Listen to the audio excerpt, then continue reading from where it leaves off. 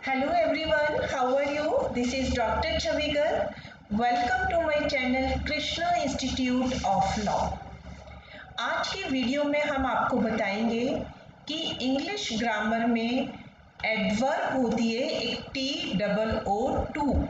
तो अगर सेंटेंस में ये एडवर्ब गिवन है तो इसे हम कैसे रिमूव करेंगे। तो बहुत ही आसान तरीके में मैं आपको बताने वाली हूँ कि इसे हम कैसे चेंज करते हैं। तो देखिए इसका सबसे पहला रूल 1, पहले तो आप सेंटेंस देखिए, मैंने यहाँ एग्जाम्पल लिखा है कि किस तरह के सेंटेंस होते हैं। तो मैंने 3 आपको एग्जाम्पल दिए। He is too weak to walk. तो ऐसे सेंटेंस में सबसे पहले TOO2 लगा होता है और इसके बाद फिर सिंपल इन्फिनेटिव वाला TO2 लगा होता है। तो आपने देखा फर्स्ट सेंटेंस में he is too weak to walk, तो दोनों टू लगे हैं, इन्फिनेटिव वाला TO2 भी और एडवर्ब TOO2 भी।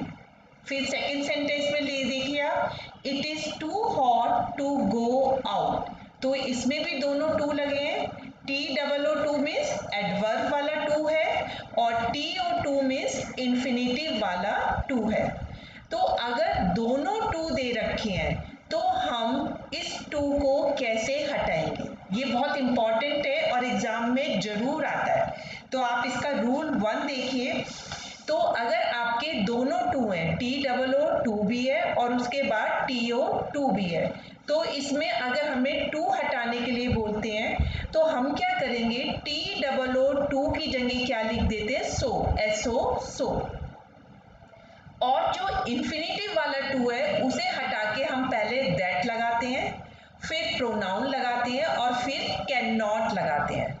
तो ये बिल्कुल फिक्स है कि TO2 को हटा के हम पहले दैट लगाएंगे, फिर प्रोनाउन लगाएंगे। इसमें हमेशा प्रोनाउन ही लगता है और ये प्रोनाउन हम ये देखते हैं सब्जेक्ट के हिसाब से कि किस तरह का सब्जेक्ट है, उसी के हिसाब से हम ये प्रोनाउन यूज करते हैं और फिर कैन नॉट ही यूज होगा। तो आप देखिए he is too weak to walk, तो इसका मतलब हुआ कि वो इतना वीक है कि वो वॉक नहीं कर सकता। तो सबसे पहले टू को हटा के हमने सो लगा दिया। अब इन्फिनेटिव वाले टू को हटा के दैट लगाएंगे। फिर इसके सब्जेक्ट में कौन सा प्रोनाउन था, सबसे पहले ही था, तो हमने ही लगा दिया, फिर कैन नॉट और फिर जैसा जो भी लिखा है वॉक लिखा है तो वॉक लिख देंगे। तो ये हो जाएगा he is so weak that he can not walk. अब आपका नेक्स्ट एग्जाम्पल है it is too hot to go out. तो हम क्या बताना चाह रहे हैं कि इतनी गर्मी है कि हम बाहर नहीं जा सकते। तो TOO2 को हटा के आपने सो लगा दिया, बिल्कुल फिक्स रूल है, और इन्फिनेटिव वाले टू को हटा के आपने दैट लगा दिया और फिर कैन नॉट भी लगा दिया, ये भी बिल्कुल फिक्स है। अब देखिए आपने बीच में क्या लगाया है, आई। तो आपको सेंस से समझ में आ रहा है कि इतनी गर्मी है कि मैं बाहर नहीं जा सकता हूँ, तो मैं अपने लिए बोल रहा हूँ, तो इसका मतलब आई है तो आई लगा दिया। अगर आपको ये है कि आप किसी और को बता रहे हो कि इतनी गर्मी है कि तुम बाहर नहीं जा सकते, तो तुम यू भी लगा सकते हो। तो वो तो अपना अपना सेंस है, यू लगा दोगे वो भी ठीक है, आई लगा दिया वो भी ठीक है। अब थर्ड एग्जाम्पल है father was too weak to control his sons.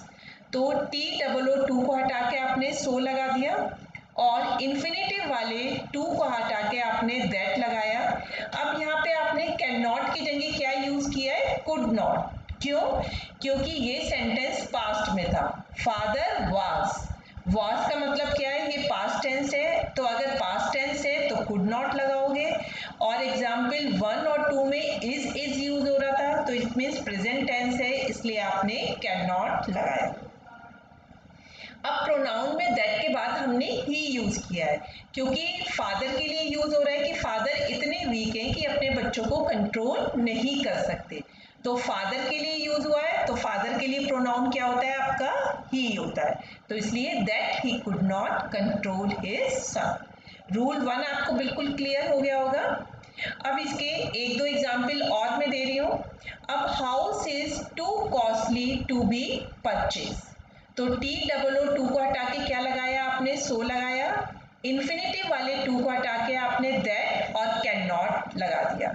ये तो फिक्स है। और हाउस की बात करें कि हाउस इतना कॉस्टली है कि इसे नहीं खरीद सकते, तो हाउस के लिए प्रोनाउन कौन सा लगेगा? इट, इसलिए दैट के बाद आपने इट का यूज किया। अब नेक्स्ट है आपका tree was too high for us to climb. इससे सेंस क्या लगा कि ट्री इतना हाई है कि हम नहीं चढ़ सकते। तो TOO को हटा के आपको पता है कि सो ही लगाना है, और TO2 को हटा के आपको क्या लगाना है? दैट, और फिर वाज यूज हो रहा है एग्जाम्पल में, ट्री वाज, तो इसलिए आपने कैन नॉट की जगह क्या लगाया? Could not. और वी क्यों लगाया? क्योंकि आप देखिए एग्जाम्पल में हमने क्या लिखा है? अस, कि हमारे लिए इतना हाई है, तो हमारे की प्रोनाउन क्या हो जाएगा? हम नहीं चढ़ सकते, तो वी, इसलिए that we could not climb it. Next है it is too hot for me to go out. तो TOO को हटा के आपको पता है सो लगाना है, इंफिनिटिव वाले टू को हटा के आपको दैट और कैन नॉट लगाना है। तो it is so hot, that भी लगाया हमने, आई कैन नॉट। अब आई का कैसे पता चला? तो आपने लिखा है एग्जाम्पल में it is too hot for me, मेरे लिए, कि मैं बाहर नहीं जा सकता, तो मैं की इंग्लिश क्या हो जाएगी? आई प्रोनाउन यूज होगा, इसलिए दैट आई कैन नॉट आपने यूज किया। तो आपने देखा रूल 1 बहुत सिंपल है, बस TOO को हटा के आपको सो लगाना है, और इंफिनिटिव वाले टू को हटा के आपको दैट, फिर प्रोनाउन, फिर कैन नॉट लगाना है। अगर प्रेजेंट टेंस है, पास्ट टेंस है तो दैट प्रोनाउन और फिर कुड नॉट लगाना है। प्रोनाउन इट आएगा, आई आएगा, वी आएगा, ये आपको सब्जेक्ट देख के पता चल जाता है। अब आता है आपका रूल 2। रूल 2 बिल्कुल रूल फर्स्ट की तरह है, बस फर्क क्या है कि इन सेंटेंस में नेगेटिव वर्ड दिया भी होता है, नॉट। तो देखिए फर्स्ट सेंटेंस क्या होता है? He is too poor not to accept the gift. तो ये नेगेटिव सेंटेंस है TOO के साथ। तो हमारा रूल क्या था? फर्स्ट रूल कि TOO को हटा के क्या लगाते थे? सो, और TO2 को हटा के हम लगाते थे दैट प्रोनाउन और फिर कैन नॉट। तो अगर अब ये नेगेटिव सेंटेंस एग्जाम्पल में दे रखा है नॉट, तो अब हम कैन नॉट नहीं लगाएंगे, खाली कैन ही लगाएंगे। तो इससे क्या पता चला? रूल 1 बताता है अगर नॉट नहीं है तो हम कैन नॉट लगाएंगे। रूल 2 क्या कहता है कि अगर नॉट टू गिवन है तो हम कैन नॉट ना लगा के खाली कैन लगाएंगे। क्लियर हो गया? तो फर्स्ट एग्जाम्पल में देखिए TOO को हटा के आपने सो लगा दिया, नॉट टू की जगह आपने दैट लगाया, फिर सब्जेक्ट प्रोनाउन आपने ही लगाया, और कैन नॉट ना यूज करके कैन यूज किया। नेक्स्ट एग्जाम्पल है he is too intelligent not to solve all the problems. तो TOO को हटा के आपने सो लगा दिया, अब इसमें नॉट टू नेगेटिव यूज हुआ है तो आपने दैट लगाया, फिर प्रोनाउन ही लगाया, अब कैन नॉट ना लगा के खाली आपने कैन लगाया। तो ये चीज क्लियर हो गई। रूल 1 में कैन नॉट लगाएंगे, रूल 2 में अगर एग्जाम्पल में ही नॉट दे रखा है तो हम कैन नॉट ना लगा के सिंपल कैन ही लगाते हैं। अब आता है इसका लास्ट रूल, रूल 3। इसका मतलब है अभी तक हमने रूल 1 रूल 2 में क्या देखा कि TOO भी लगा होता है और फिर इंफिनिटिव TO2 भी लगा होता है। लेकिन रूल 3 क्या कहता है कि अगर सिर्फ एडवर्ब वाला TOO लगाए और इंफिनिटिव वाला TO2 नहीं है तो हम रूल 1 रूल 2 में तो TOO को किस में चेंज कर देते थे? सो में। लेकिन हम यहाँ पे सो में यूज ना करके ओवर और एक्सट्रीमली कोई सा भी वर्ड यूज कर सकते हैं। तो इसमें देखिए she is too eager for praise, तो यहाँ पे TOO ही है खाली, तो इसको लगा के हमने ओवर कर दिया। अब सेकंड है the weather is too cold, तो TOO के बाद क्या है? एडजेक्टिव लगा हुआ है कोल्ड, और इंफिनिटिव भी नहीं है TO2, तो इस वाले टू को हटा के या तो हम ओवर कोल्ड भी कर सकते थे या एक्सट्रीमली कोल्ड भी लिख सकते हैं। तो अब आपको रूल 3 भी समझ में आ गया। अगर सिर्फ TOO दे रखा है और उसके बाद एडजेक्टिव है और TO2 तो है ही नहीं, तो इस वाले टू एडवर्ब की जगह आप क्या लगा देंगे? या तो ओवर लगा दीजिए या एक्सट्रीमली लगा दिया, आप कुछ भी लगा सकते हैं। तो आपको तीनों रूल बिल्कुल क्लियर हो गए कि फर्स्ट रूल क्या बताता है, TOO की जगह सो लगा दिया और इंफिनिटी वाले टू की जगह दैट ही कैन नॉट लगा दिया। रूल 2 कहता है TOO की जगह सो लगा दिया और नॉट टू की जगह दैट ही कैन लगा दिया। रूल 3 कहता है कि अगर आपका TOO के बाद एडजेक्टिव है और TO2 इंफिनिटी वाला नहीं गिवन है तो आप क्या करेंगे, TOO को या तो ओवर में चेंज कर देंगे या फिर एक्सट्रीमली में, आप कुछ भी यूज कर सकते हैं। तो बिल्कुल क्लियर हो गए तीनों रूल। अब हम इनके थोड़े से कॉमन एग्जाम्पल देखेंगे जिससे आपकी बिल्कुल प्रैक्टिस हो जाए। देखिए यहाँ पे TOO भी यूज हुआ है फर्स्ट सेंटेंस में और इंफिनिटी वाला टू भी है।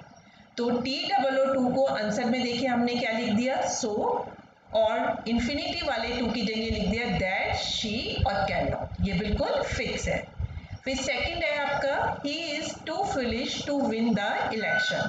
तो TOO को हटा के आपने क्या लगाया, सो, और TO2 जो इंफिनिटी वाला है उसे हटा के आपने क्या लगाया, दैट ही कैन नॉट, ये भी बिल्कुल फिक्स है। फिर पूरा सेंटेंस एज इट इज लिख दिया।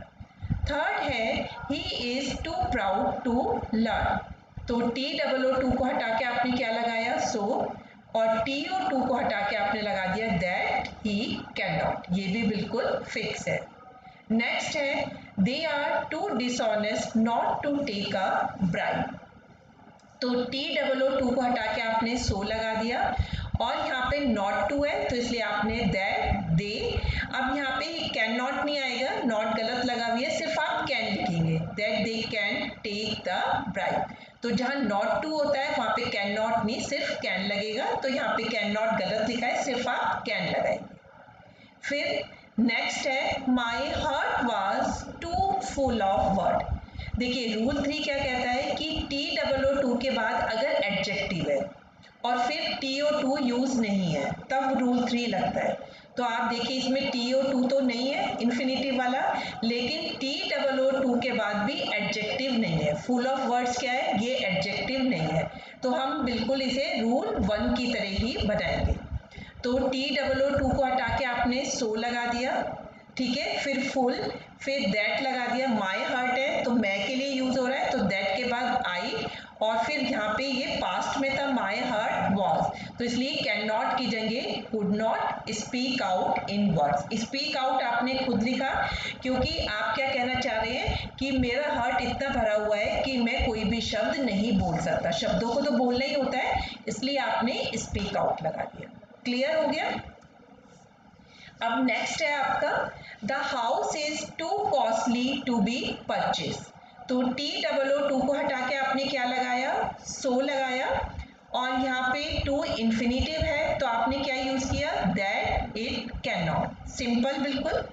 नेक्स्ट सेंटेंस है he is too strong not to win the game.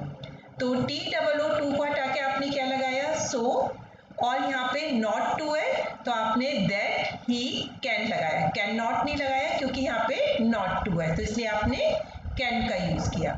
अब नेक्स्ट सेंटेंस आता है आपका it is never too late to start. तो TOO को हटा के आपने सो लगाया और TO2 को हटा के आपने लगाया दैट वन कैन नॉट, ये भी बिल्कुल फिक्स है।